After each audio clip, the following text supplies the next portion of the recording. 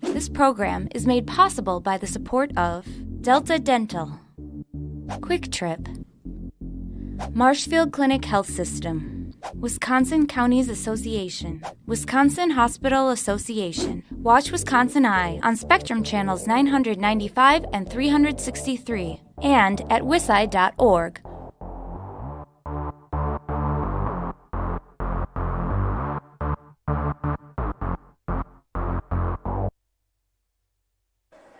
Good afternoon, everyone. If I could have the family representatives please come up to the front and stand next to the poster of your missing loved one, please.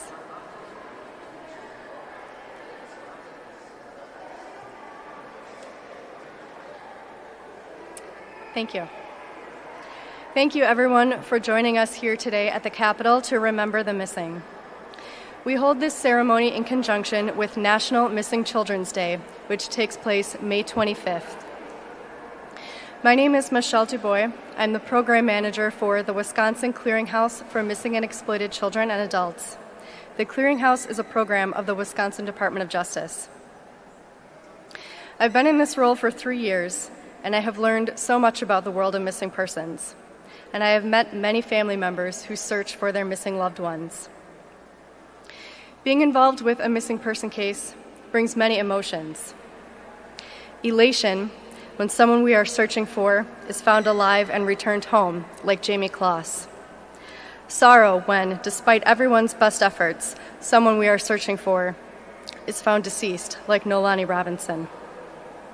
But what is the emotion when we don't know the outcome? We don't know what to feel or how to label what we are experiencing. We have hope, but having hope is not always easy. Having hope means we are always searching for an answer we can't be certain we will ever find. And it means experiencing intense emotions with each potential new lead. This is especially true when a false report is made, like the recent example with Timothy Pitson. Timothy Pitson was 6 years old when he went missing from school in Aurora, Illinois. He was last known to be in Wisconsin Dells with his mother, who is now deceased. Earlier this year, a man falsely claimed to be Timothy Pitson and said that he had been held by captors for the past 8 years that Timothy has been missing. While police worked to verify this claim, the story quickly grabbed national headlines. Can you imagine the heartbreak of Timothy's family to learn that it was all a hoax? Holding on to that hope can perhaps be the most difficult part of it all. But the opposite of hope is disbelief, and that feels like giving up. I have met many families these past 3 years who would not dream of giving up on their missing loved ones. Despite the many challenges and uncertainties that face families of missing persons, they have persevered on behalf of their loved ones who cannot speak for themselves. Some of those families are here today. I can tell you from experience that not all missing persons have families like you fighting for them. I'm amazed at the strength and tenacity shown by so many of you.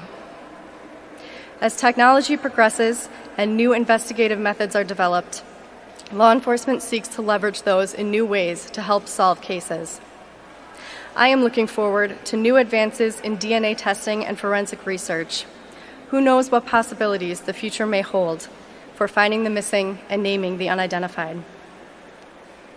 And I also see families of the missing learning and using new methods too, participating in news interviews and talk show appearances when they would rather not be in the spotlight, managing social media content and websites, writing books, speaking for podcasts, and even spearheading documentaries, all in the name of keeping their loved one's story alive, with the hope that all of this work will someday lead them to answers. There are many different circumstances under which people go missing. Not every case involves a malicious act, but in some cases there is justice to be served. Today is May 23rd. We are less than halfway into the year 2019. And since January 1st of this year, I count at least 8 arrests that have been made in relation to missing persons cases in our state. I would like to name the missing persons in whose cases arrests have been made this year. The first 5 are very recent cases. Tantany Baker Durden, 2019. Savannah Pruitt, 2019, who was missing from the state of Tennessee but found in Wisconsin. Angel Tomo, 2019. And Jamie Kloss, 2018. The next four are long-term missing cases. In these, we do not yet know for certain what happened, but the families of the four missing persons whose names I'm about to read are that much closer to finding out the truth that they have been seeking. Krista Seifer, 2017. Victoria Prokopovits, 2013. Donna Mae Barrell, 1979. And Carol Pierce, 1975. Several families, investigators, and prosecutors who would otherwise be at this ceremony with us are absent today because they are preparing for trial in these cases. It is our sincere wish and their steadfast commitment to these missing persons will bring the truth to light and bring their families some answers.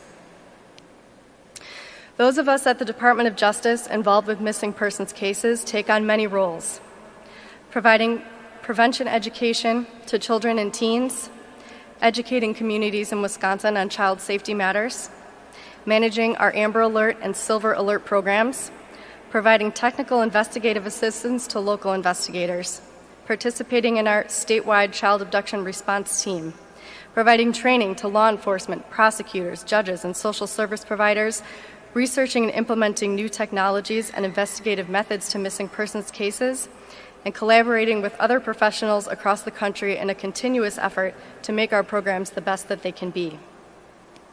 But today, we pause for a moment to publicly acknowledge and remember all of those who are still missing. We will continue searching, and it is our hope that all families of the missing find the answers that they are looking for.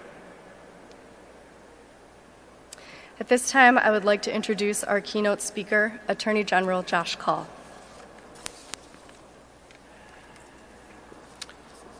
Thank you. Thank you to everybody who is joining us here today. Thank you, Michelle, for your important work on this issue. But I especially want to say thank you to the families of those who are missing. Thank you for being here. Thank you for your continued strength in support of your missing loved one. Thank you for your advocacy, and thank you for your persistence as you and we work to find that missing loved one. A missing loved one can change a family forever. Today we remember those who remain missing. We are here to support the families of those who remain missing. And we're here to renew our commitment to working to locate missing persons and to prevent people from going missing. A lot of the work that is done in connection with missing persons is done between family members and friends of those who've gone missing and those in the law enforcement community who are working with them to help find missing persons. By working together, we can achieve the best possible results. For those who are interested in finding more information about missing persons, you can go to missingpersons.doj.wi.gov. But I want to talk briefly about a few of the things that we do at the Department of Justice to prevent people from going missing and to help locate missing persons. One important area is our efforts to combat human trafficking in Wisconsin. We are working to educate people around the state about the dangers of human trafficking and also about indications of human trafficking, and want to encourage people around the state to report when they see signs of trafficking. I also believe that we need to ensure that those who are involved in trafficking are effectively prosecuted and that they are targeted with our enforcement resources for prosecution. We also need to make sure that we are preventing people from becoming victims of trafficking, and that we are supporting those who provide services to survivors of human trafficking to help them get away from trafficking and to help us ultimately work to obtain convictions in those cases. When people are missing, there are a number of steps that can be taken. As Michelle mentioned, DOJ works with the National Center for Missing and Exploited Children. We are hoping to and have requested two additional people who can help us with those efforts so that we can track tips when they come in regarding potential internet crimes against children, and that we can make sure that we're training law enforcement around the state effectively, and that we are able to make sure that administrative subpoenas are issued quickly. We also administer the Amber Alert program in partnership with many law enforcement agencies around the state. We administer the Silver Alert program so that when a senior goes missing, information is provided and we can help work to locate those individuals. The Green Alert program, which was instituted as a result of the Corey Adams Searchlight Act, passed in Wisconsin in 2018, empowers local law enforcement agencies to engage the public in helping locate missing, at-risk military veterans. The Wisconsin Crime Alert Network can be used to issue alerts about missing persons when the Amber Alert and Silver Alert criteria don't apply. That program can also help lead to the recovery of missing persons in Wisconsin. And the Child Abduction Response Team, which received federal certification in March of 2017, making it the only certified team in Wisconsin and the 22nd certified team in the United States, can help us locate missing children. DOJ is committed to partnering with law enforcement agencies around the state and with family member and friends of people who have gone missing as we work to locate missing persons. So again, we are here to raise awareness about those who have gone missing. We are here to support the families of those who have gone missing and to thank them for their efforts. And we are here to renew our commitment to working to locate missing people and to prevent them from going missing. So thank you all for being here, and thank you for your support of that important effort. Thank you.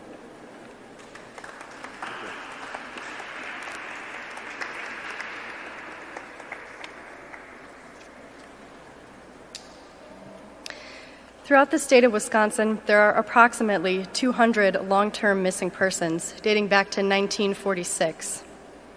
Today we have family members of two of those missing persons here to honor their loved ones.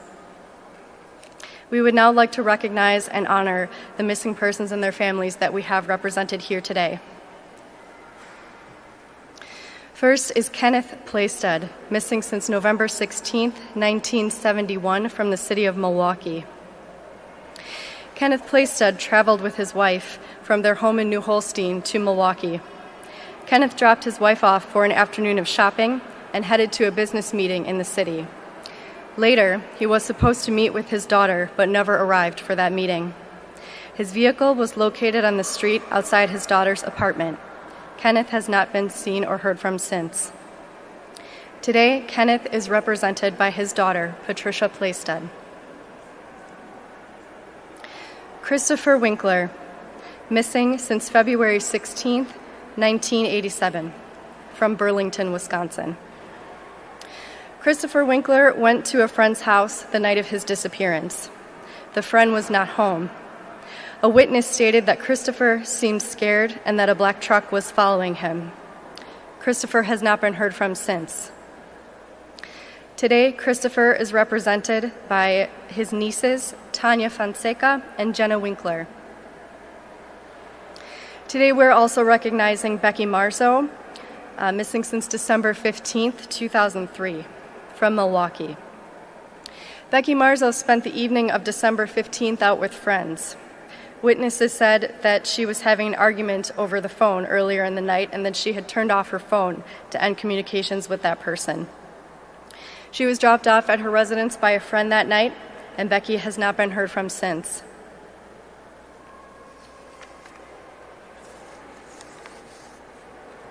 I want to thank all of the families that traveled to Madison today to be here to represent their missing loved one. I want to thank everybody in the audience today for being here to help us remember the missing. We make sure the best that we can every day that these people are not forgotten and work to bring them home to their families. Thank you very much, everybody.